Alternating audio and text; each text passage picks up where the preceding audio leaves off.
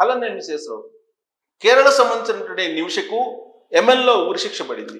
ఆ ఉరిశిక్షను తప్పించేందుకు భారత ప్రభుత్వం జోక్యం చేసుకోవాలి అని చెప్పి ఒక కౌన్సిల్ లేక ఆవిడకి సంబంధించినటువంటి అభిమానులు ఏర్పడి కేంద్ర ప్రభుత్వానికి విజ్ఞప్తి చేశాయి. కానీ కేంద్ర ప్రభుత్వం జోక్యం చేసుకొని ఎంఎన్లో ఉండేటువంటి ప్రభుత్వాన్ని రిక్వెస్ట్ చేసి ఆవిడ ఉరిశిక్షను తప్పించగలరా అని అంటే అక్కడ ఉండేటువంటి చట్టాల ప్రకారం తప్పించలేరు. కాకపోతే మరి కొన్ని గంటల్లోనే ఆవిడకి ఉరిశిక్ష పడుతుంది. దాన్ని తాత్కాలికంగా వాయిదా వేయించగలిగింది భారత ప్రభుత్వం. అంతే తప్ప పూర్తిగా యెమెన్ ప్రభుత్వాన్ని రిక్వెస్ట్ చేసి ఉరిశిక్ష నుంచి తప్పించేటువంటి పరిస్థితి ఉంటుందా అంటే ఉండకపోవచ్చు అని చెప్పి న్యాయవాదులు లేదంటే యెమెన్లో ఉండేటువంటి చట్టాల గురించి తెలిసినటువంటి వాళ్ళు చెప్తున్నటువంటి మాట. అసలు ఇంతకీ తప్పించుకునే అవకాశం ఉందంటే ఒకే ఒక అవకాశం ఉంది. ఏంటనంటే యెమెన్లో ఒక వ్యాపారిని నిమిష చంపేసింది. ఆ చంపినటువంటి వ్యాపారి తాలూకు కేసు ఇది. ఆయన కుటుంబీకులు కనుక ఒప్పుకుంటే ఈ కేసు ఈ ఉరిశిక్ష నుంచి తప్పించుకునే అవకాశం ఉంది అని అంటున్నారు. అదే బ్లడ్ బాత్ అని అంటున్నారు, బ్లడ్ మనీ అంటున్నారు. అంటే ఆ కేసు నుంచి తప్పించాలంటే ఆ కుటుంబీకులు కొంత అమౌంట్ తీసుకొని ఈమెని ఈ ఊరి నుంచి తప్పించాలి. కానీ అది అఫీషియల్గా ఉందా అని అంటే అఫీషియల్గా లేదు, అన్అఫీషియల్గా జరగాలి. అందుకే అది సాధ్యం అయ్యే అవకాశం లేదు యెమెన్లో ఉండేటువంటి చట్టాల ప్రకారం అని చెప్పి అంటున్నారు. ఇంతకీ నిమిష నేపథ్యం ఏంటి? యెమెన్ ఎందుకు వెళ్ళింది? యెమెన్లో ఆ వ్యాపారిని ఎందుకు చంపేసింది? ఆ కేసులు ఎప్పుడయ్యింది? ఉరిశిక్ష నుంచి తప్పించుకునే అవకాశం ఉందా అనే దాని మీద రకరకాల విశ్లేషణలు నేషనల్ మీడియా నుంచి ఇంటర్నేషనల్ మీడియా నుంచి వస్తూ ఉన్నాయి. బేసికల్గా ఆవిడ నర్సు. అక్కడికి వెళ్ళారు యెమెన్కి వెళ్ళి అక్కడ ఒక వ్యాపారిని పెళ్లి చేసుకుని అతన్ని చంపేసింది. ఆ కేసులో ఈవిడ నేరస్తురాలు. అక్కడ ఉండేటువంటి కఠినమైన చట్టాల ప్రకారం ఉరి తీయాల్సిందే అని నిర్ణయించారు. సో రేపు అంటే బుధవారం రోజు మన టైం ప్రకారం బుధవారం రోజు ఉదయం ఉరిశిక్షకు ఆవిడ సిద్ధం కావాలి. కానీ ఇప్పుడు విశ్వసనీయంగా అందుతున్నటువంటి సమాచారం ప్రకారం కేంద్ర ప్రభుత్వం జోక్యం చేసుకొని ఆవిడని ఉరిశిక్ష నుంచి తప్పించేటువంటి ప్రయత్నం చేస్తుంది అనేది వినిపిస్తుంది. మన దౌత్యవేత్తలు కొంత మాట్లాడుతున్నారు అని, కానీ పూర్తి స్థాయిలో ఉరిశిక్షను తప్పించినట్టయితే కనిపించట్లేదు. కానీ రేపు ఉరిశిక్ష లేకుండా వాయిదా వేసే అవకాశం ఉంది అని మాత్రమే తెలుస్తుంది. ఇది అఫీషియల్ కాదు, తెలుస్తుంది అని చెప్పి అందరూ న్యూస్ ఇస్తున్నారు. నేషనల్ మీడియాలో కూడా పూర్తి స్థాయిలో దాన్ని నమ్మడానికి లేదు. అంటే యెమెన్ చట్టాలు అలా ఉంటాయి. అక్కడ గల్ఫ్ కంట్రీస్లో ఉండేటువంటి చట్టాలు చాలా కఠినంగా ఉంటాయి. ఒక్కొక్క దేశంలో అయితే అసలు మహిళల వైపు చూసినా కానీ ఉరితీసే పరిస్థితి ఉంది.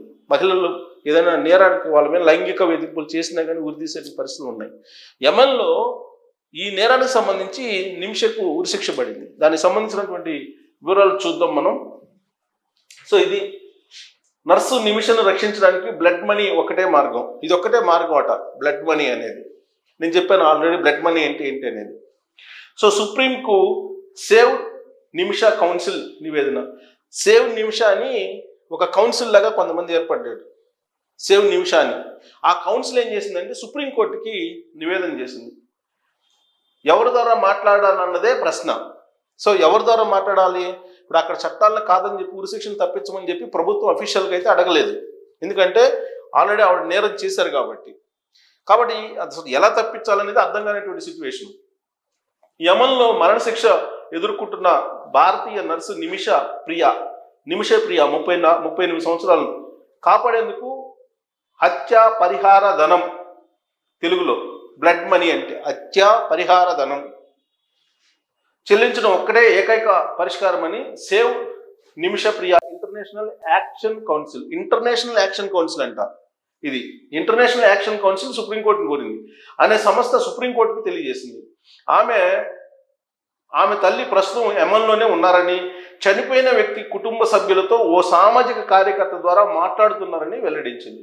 పరిహార ధనం తీసుకోవడానికి హతుడి కుటుంబ సభ్యులు అంగీకరిస్తేనే నిమిష బయటపడే అవకాశం ఉందని తెలిసింది. అయితే బ్లడ్ మనీ చెల్లింపు ప్రైవేట్గా జరగాల్సిన వ్యవహారం అని అటార్నీ జనరల్ ఆర్ వెంకటరమణి అన్నారు. ఆ డబ్బు తాము ఏర్పాటు చేసుకుంటామని నిమిష కుటుంబ సభ్యులు చెబుతున్నారని, అయితే ఎవరితో మాట్లాడాలన్నదే ఇక్కడ ప్రశ్న అని తెలిపారు. ఆ దేశంలో నెలకొన్న పరిస్థితుల దృష్ట్యా ప్రభుత్వ పరంగా చేయగలిగింది చాలా తక్కువని, అయినా ఆమెను కాపాడేందుకు సాధ్యమైన మేర అన్ని ప్రయత్నాలు చేస్తున్నామని సర్వోన్నత న్యాయస్థానానికి నివేదించారు. బుధవారం నిమిషకు మరణదండన అమలు కానున్న సంగతి తెలిసిందే. కేరళలోని పాలక్కాడ్కు చెందిన నిమిష, కేరళలో పాలక్కాడ్కు సంబంధించినటువంటి మహిళ ఆవిడ 2017లో తన యమనీ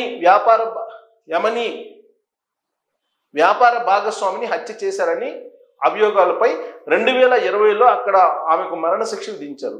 2017లో ఆవిడ వ్యాపార భాగస్వామి యమనీ అనే అతన్ని చంపింది. ఈవిడ అభియోగాలు ఉన్నాయి, చంపారని. 2020లో అక్కడ ఆమెకు మరణశిక్ష విధించారు. విచారించిన తర్వాత 2020లో మరణశిక్ష విధించారు. కేవలం 3 years ఆఫ్ స్పాన్లోనే మరణశిక్ష పడింది ఆవిడకి.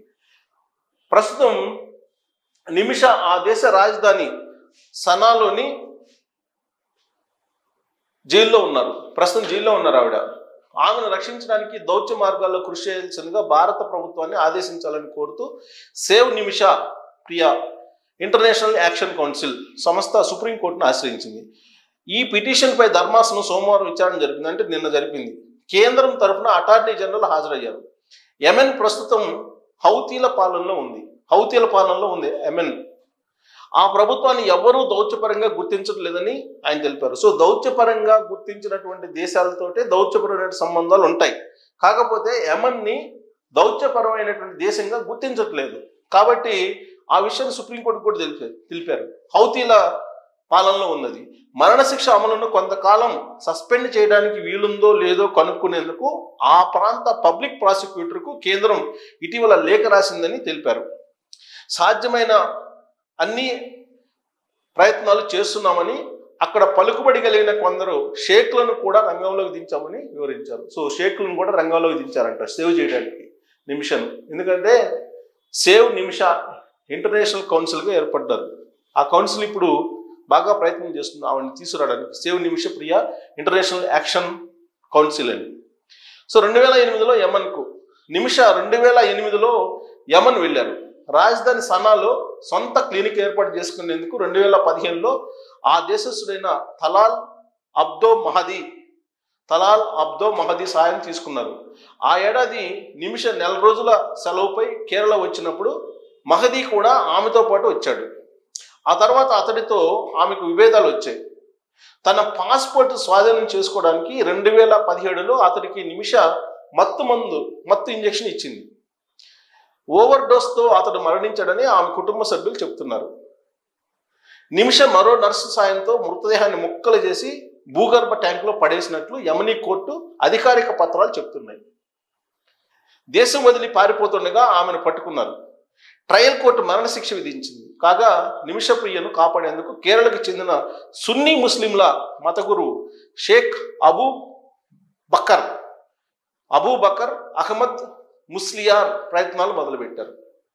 సో నిమిష ప్రియని కాపాడటానికి సున్నీ ముస్లిం మత గురువు షేక్ అబూ బకర్ అహ్మద్ ముస్లియార్ ప్రయత్నాలు చేస్తున్నారంట. ఇండియా గ్రాండ్ ముఫ్తీ బిరుదు ఉన్న 94 ఏళ్ల అబూ బకర్ యెమెన్లో మతాధికారులతో చర్చించారు. సో ఇది సున్నీ ముస్లిం గురువు ప్రయత్నం చేస్తున్నారు. కేరళకు చెందిన ఆయన 94 సంవత్సరాలు. ఆయనకి యెమెన్లో ఉన్నటువంటి మత గురువులతోటి పరిచయాలు ఉన్నాయి. ఆ పరిచయాలతోటి ఆమెను సేవ్ చేసేటువంటి ప్రయత్నం అయితే చేస్తూ ఉన్నారు. కానీ ఆవిడ అంత ఈజీగా సేవ్ అవుతుంది అని చెప్పి అనుకోలేము. ఎందుకంటే దౌత్యపరమైనటువంటి సంబంధాలు కలిగినటువంటి దేశం కాదు యెమెన్. అక్కడ హౌతీల రాజ్యం ఉంది. అంత ఈజీ అయితే కాదు. పైగా ఆవిడ నేరాన్ని నిర్ధారిస్తూ ఒక ట్రయల్ కోర్టు మరణశిక్ష విధించింది. చంపిన తర్వాత ముక్కలుగా చేసి తన సహచరుని సహాయంతో భూగర్భంలో వేసింది అని చెప్పి నిర్ధారించింది. కాబట్టి అంత ఈజీగా బహుశా బయటకు తీసుకురాలేకపోవచ్చు. కేంద్ర ప్రభుత్వం కూడా జోక్యం చేసుకోవడానికి అధికారికంగా వీల్లేదు. కాబట్టి నరేంద్ర మోడీ గారు జోక్యం చేసుకున్నప్పటికీ కూడా చేసేది ఏమీ లేదు. జోక్యం చేసుకోకూడదు కూడా అధికారికంగా అనేది కూడా న్యాయ నిపుణులు చెప్తున్నారు. సో కాబట్టి నిమిష బయటపడుతుందా? నిమిష ఉరిశిక్ష ఖరారు అయిన నేపథ్యంలో మరి కొన్ని గంటల్లో ఆవిడ ఉరిదీయబోతున్నారా, లేదంటే ఆవిడ తప్పించుకొని, లేదంటే ఆవిడ ఉరిశిక్ష నుంచి బయటపడి తిరిగి మళ్ళీ స్వదేశానికి రాగలదా? స్వదేశానికి రావడానికి, స్వదేశాన్ని తీసుకురావడానికి కేరళలో ఉండేటువంటి సున్నీ ముస్లిం గురువు ప్రయత్నం చేస్తున్నారు. ఆయన ప్రయత్నం ఫలించాలని చెప్పి కోరుకుందాం. Thank you.